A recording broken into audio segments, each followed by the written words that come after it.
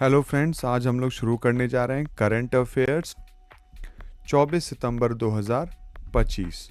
तो आइए चलिए स्टार्ट करते हैं। पहला प्रश्न है, रूस द्वारा भारत को S-400 मिसाइल प्रणाली की आपूर्ति कब तक पूरी होने की उम्मीद है? 2024 तक, 2025 तक, 2026 तक या 2027 तक?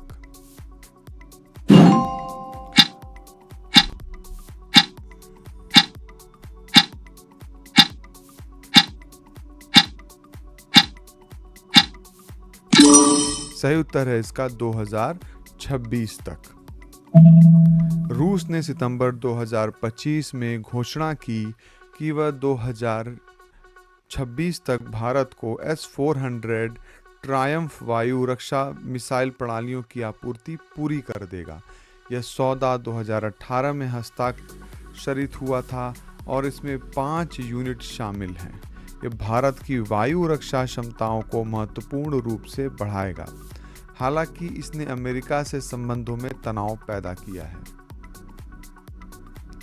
विश्व खाद्य भारत 2025 वर्ल्ड फूड इंडिया 2025 का चौथा संस्करण कहाँ आयोजित किया जा रहा है? भारत मंडपम, नई दिल्ली, प्रगति मैदान, नई दिल्ली, जवाहरलाल नेहरू स्टेडियम, नई दिल्ली, ध्यानचंद नेशनल स्टेडियम, नई दिल्ली।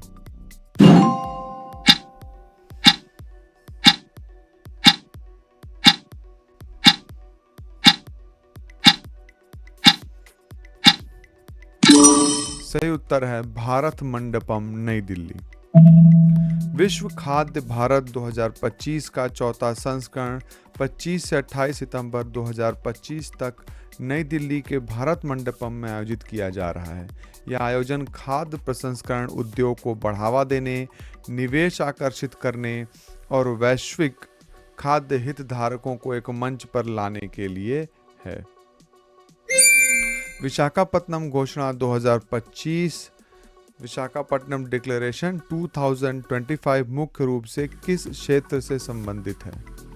भारत का डिजिटल परिवर्तन, डिजिटल ट्रांसफॉर्मेशन, रक्षा उत्पाद में आत्मनिर्भरता, अंतरिक्ष प्रौद्योगिकी, कृषि सुधार।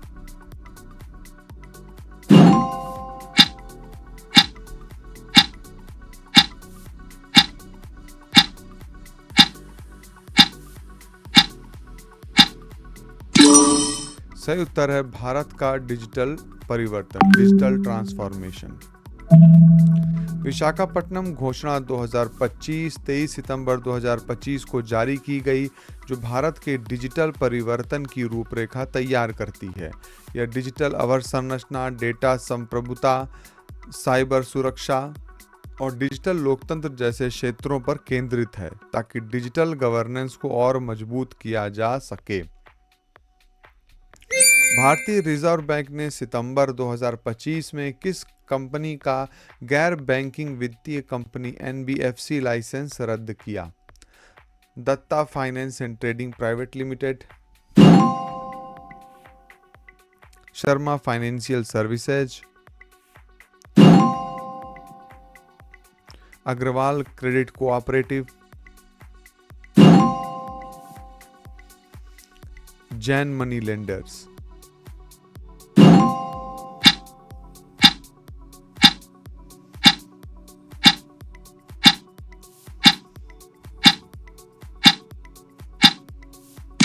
सही उत्तर है Datta finance and trading private limited.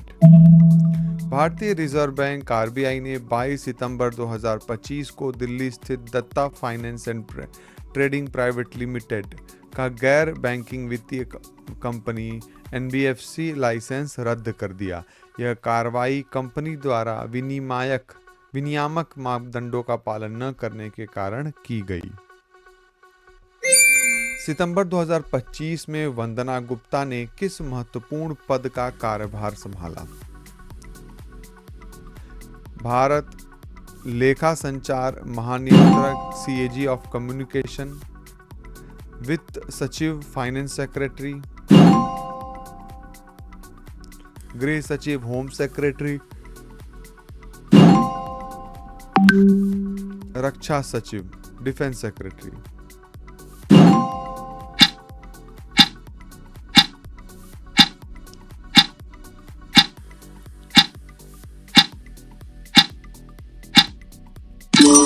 सही उत्तर है संचार लेखा महानियंत्रक सीएजी ऑफ कम्युनिकेशंस।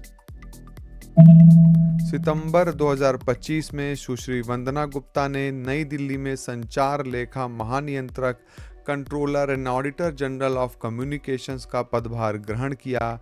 यह पद भारत के नियंत्रक और महालेखा परीक्षक के अधीन दूरसंचार और संचार सेवाओं से संबंधित लेखा परीक्षा के लिए जिम्मेदार है। कोचीन शिपयार्ड लिमिटेड सीएसएल ने जहाज निर्माण को बढ़ावा देने के लिए सितंबर 2025 में किस दक्षिण कोरियाई कंपनी के साथ समझौता ज्ञापन पर हस्ताक्षर किए? HD Korea, Samsung heavy industries, Hyundai समूह,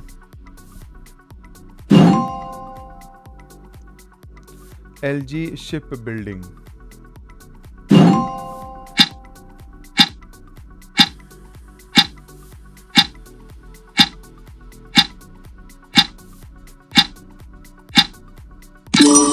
सही उत्तर है HD Korea. Cochin shipyard limited CSL ने सितंबर 2025 में जहाज निर्माण प्रौद्योगिकी और क्षमता विकास को बढ़ावा देने के लिए दक्षिण कोरिया की कंपनी एचडी कोरिया के साथ एक समझौता ज्ञापन मेमोरेंडम ऑफ अंडरस्टैंडिंग पर हस्ताक्षर किए।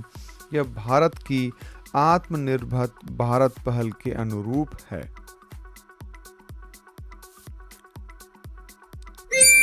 सितंबर 2025 में 92 वर्ष की आयु में निधन होने वाले प्रसिद्ध cricket umpire Herald Dickie Bird का निधन कहाँ हुआ?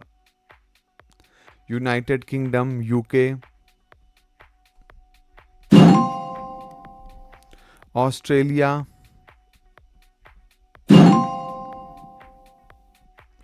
दक्षिण अफ्रीका, न्यूजीलैंड।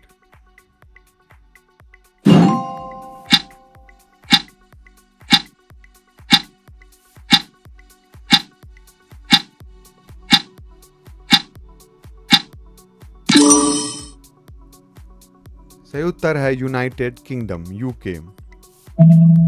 प्रसिद्ध अंग्रेजी cricket umpire Herald Dickie Bird का सितंबर 2025 में 92 वर्ष की आयु में यूनाइटेड किंगडम में निधन हो गया। वह अपने लंबे अंतर्राष्ट्रीय करियर और उत्साही व्यक्तित्व के लिए जाने जाते थे। उन्होंने 66 टेस्ट मैच और 69 वनडे अंपायरिंग की थी। अगला प्रश्न है, केंद्रीय गृह मंत्री अमित शाह ने सितंबर 2025 में गांधीनगर, गुजरात में किस कार्यक्रम का उद्घाटन किया? Startup conclave 2025, digital India summit 2025, global innovation forum 2025, technology expo 2025।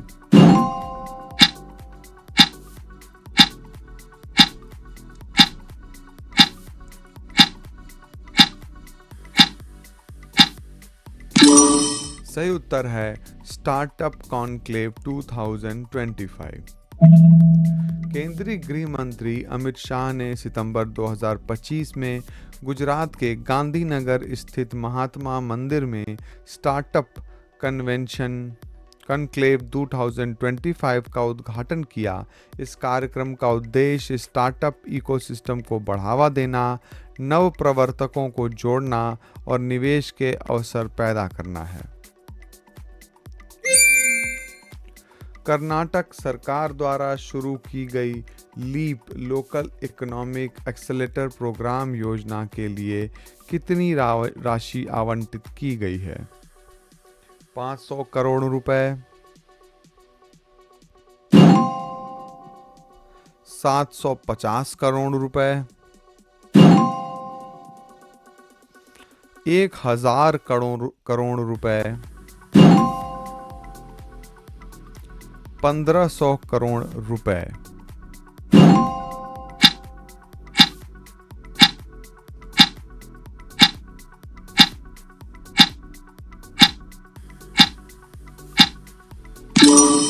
सही उत्तर है 1000 करोड़ रुपए। कर्नाटक सरकार ने सितंबर 2025 में राज्य भर में नवाचार और स्थानीय अर्थव्यवस्था को बढ़ावा देने के लिए leap local economic accelerator programme नामक योजना शुरू की। इस योजना के लिए 1000 करोड़ रुपए आवंटित किए गए हैं। इसका लक्ष्य स्टार्टअप, एमएसएमई और स्थानीय उद्यमियों को वित्तीय सहायता प्रदान करना है। भारतीय नौसेना द्वारा 6 अक्टूबर 2025 को कमीशन किया जाने वाला एंड्रोथ आईएनएस एंड्रोथ किस प्रकार का जहाज है? पनडुब्बी रोधी युद्धपोत, विमान वाहक पोत,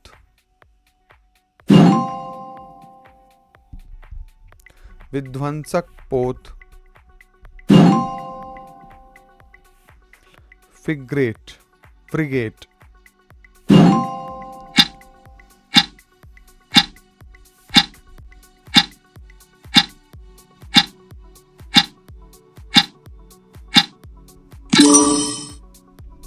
सही उत्तर है पनडुब्बी रोधी युद्धपोत। भारतीय नौसेना 6 अक्टूबर 2025 को आईएनएस एंड्रोथ नामक एक नया पनडुब्बी रोधी पोत कमीशन करेगी। यह प्रोजेक्ट 28 श्रृंखला का दूसरा जहाज है और स्वदेशी रूप से निर्मित है, जो भारत की नौसेना क्षमताओं को मजबूत करेगा। केरल के किस जिले में बाढ़ और भूस्खलन की चेतावनी प्रणाली को मजबूत करने के लिए एक्स बैंड रडार स्थापित करने की मंजूरी दी गई है? वायनाड।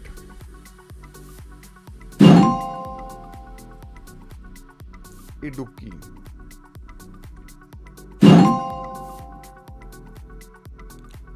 पठानमथिट्टी। कोट्टायम।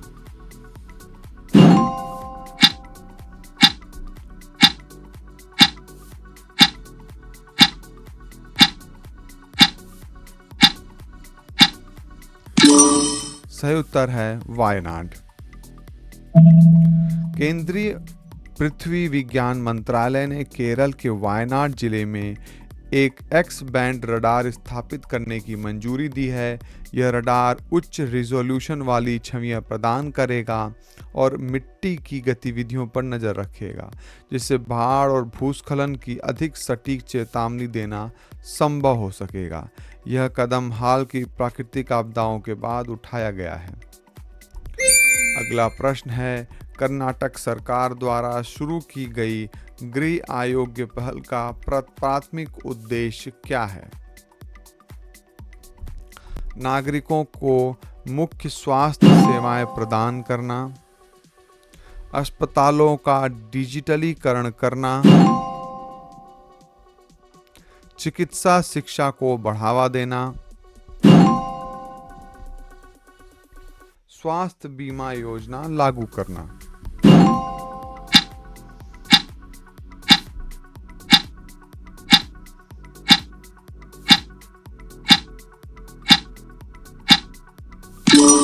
सही उत्तर है नागरिकों को मुफ्त स्वास्थ्य सेवाएं प्रदान करना। कर्नाटक सरकार द्वारा शुरू की गई गृह आरोग्य आपके द्वार पर स्वास्थ्य सेवा पहल का प्राथमिक उद्देश्य नागरिकों, विशेष रूप से वंचित समुदायों को मुफ्त स्वास्थ्य जांच और उपचार सेवाएं प्रदान करना है। इसका लक्ष्य वित्तीय बाधाओं को दूर करना और कैंसर, मधुमेह जैसी बीमारियों को शीघ्र पहचान सुनिश्चित करना है।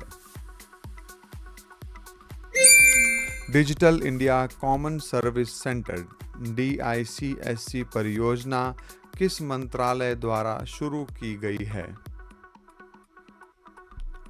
इलेक्ट्रॉनिक्स और सूचना प्रौद्योगिकी मंत्रालय, ग्रामीण विकास मंत्रालय, संचार मंत्रालय,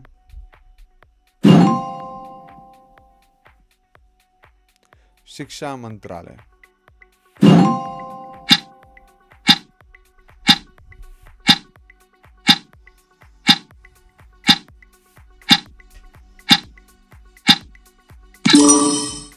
इसका सही उत्तर है इलेक्ट्रॉनिक्स और सूचना प्रौद्योगिकी मंत्रालय।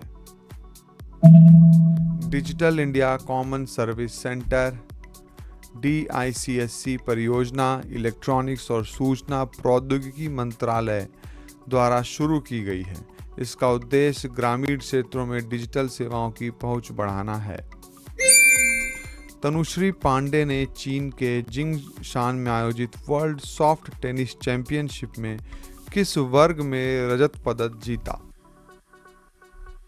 अंडर 21 महिला सिंगल्स, वरिष्ठ महिला सिंगल, अंडर 18 महिला सिंगल्स, महिला डबल्स।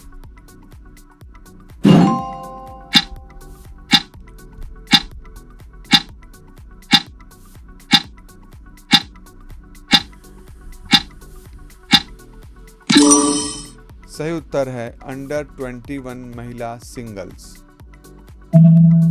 भारत की तनुश्री पांडे ने चीन के जिंगशान में आयोजित वर्ल्ड सॉफ्ट टेनिस चैंपियनशिप में अंडर 21 महिला सिंगल्स वर्ग में रजत पदक जीता।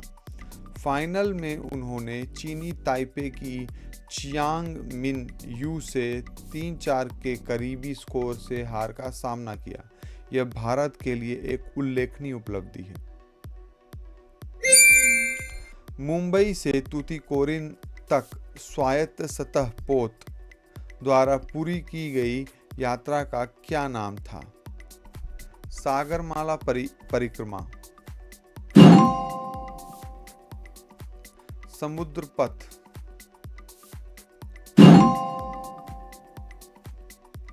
स्वावलंबन वायज, भारत दर्शन।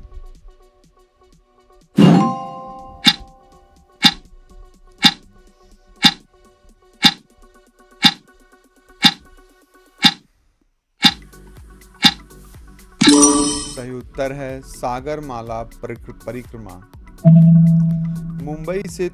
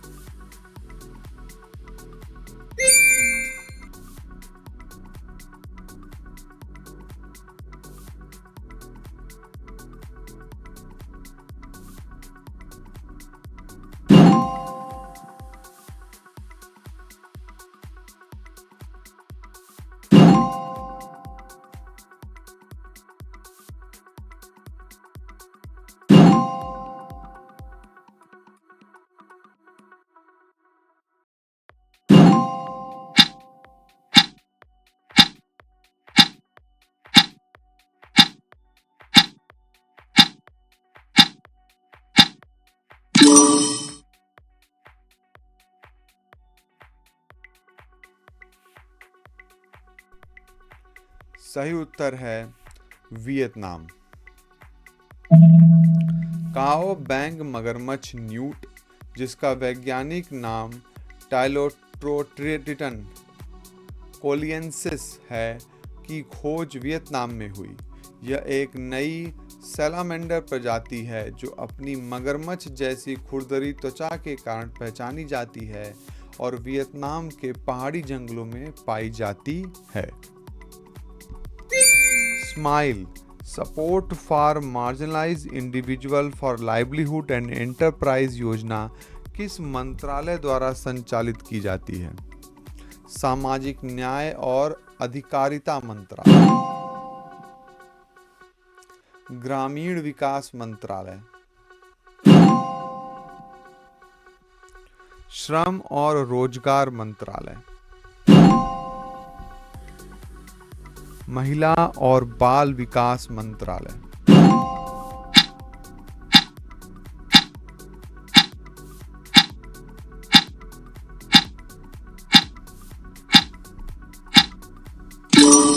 सही उत्तर है सामाजिक न्याय और अधिकारिता मंत्रालय। स्माइल योजना सामाजिक न्याय और अधिकारिता मंत्रालय द्वारा संचालित की जाती है। इस योजना का उद्देश्य समाज के हाशिए पर रहने वाले व्यक्तियों, विशेष रूप से भिखारियों के लिए आजीविका और उद्यम के अवसर प्रदान करना है। हेमोफीलिया ए किस प्रकार की बीमारी है? एक दुर्लभ आनुवांशिक रक्त विकार, एक तंत्रिका संबंधी विकार, एक हृदय संबंधी बीमारी, एक श्वसन संबंधी बीमारी।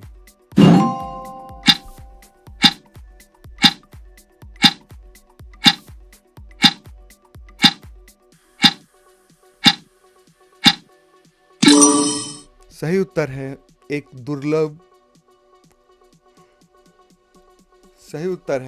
दुर्लभ आनुवंशिक रक्त विकार। हेमोफीलिया ए एक दुर्लभ आनुवंशिक रक्त विकार है जो रक्त के थक्का जमने वाले प्रोटीन फैक्टर 8 की कमी के कारण होता है। इससे रक्तस्राव बंद होने में कठिनाई होती है। यह एक एक्स लिंक्ड रिसेसिव डिसऑर्डर है जो मुख्यतः पुरुषों को प्रभावित करता है। हाल में भारत में इसके लिए जीन थेरेपी की सफलता खबरों में थी। पांडुपोल हनुमान मंदिर किस टाइगर रिजर्व के भीतर स्थित है? Sariska tiger reserve, Ranthambore tiger reserve, Keoladeo Ghana राष्ट्रीय उद्यान, Mukundra hills tiger reserve.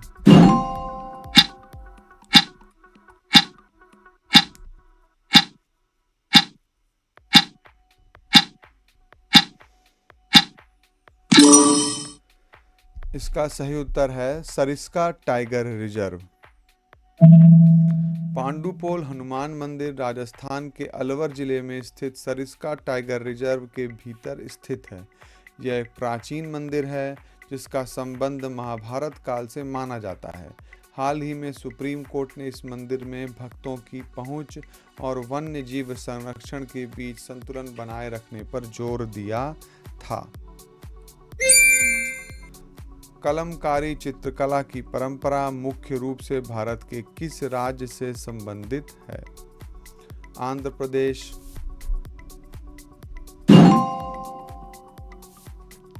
Tamil Nadu,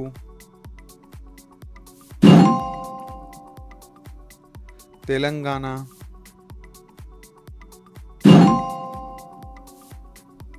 Karnataka.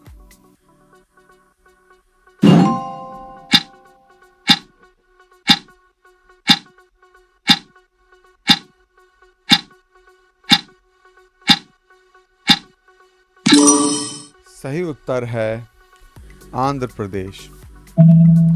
Kalamkari हाथ में पेंट की जाने वाली या ब्लॉक प्रिंटेड कपास की वस्त्रकला है, जिसकी उत्पत्ति मुख्य रूप से आंध्र प्रदेश, विशेषकर श्रीकालाहस्ती और मछलीपट्टनम क्षेत्र में हुई थी। यह कला अपने जटिल पौराणिक और धार्मिक डिजाइनों के लिए प्रसिद्ध है। कलम का अर्थ है कलम और कारी का अर्थ है शिल्प। Thank you very much. अगर आपको हमारा आज के क्विज पसंद आया हो तो प्लीज़ आपसे रिक्वेस्ट है कि हमारे चैनल को सब्सक्राइब करिए और इस वीडियो को अधिक से अधिक लोगों तक शेयर करिए। Thank you very much.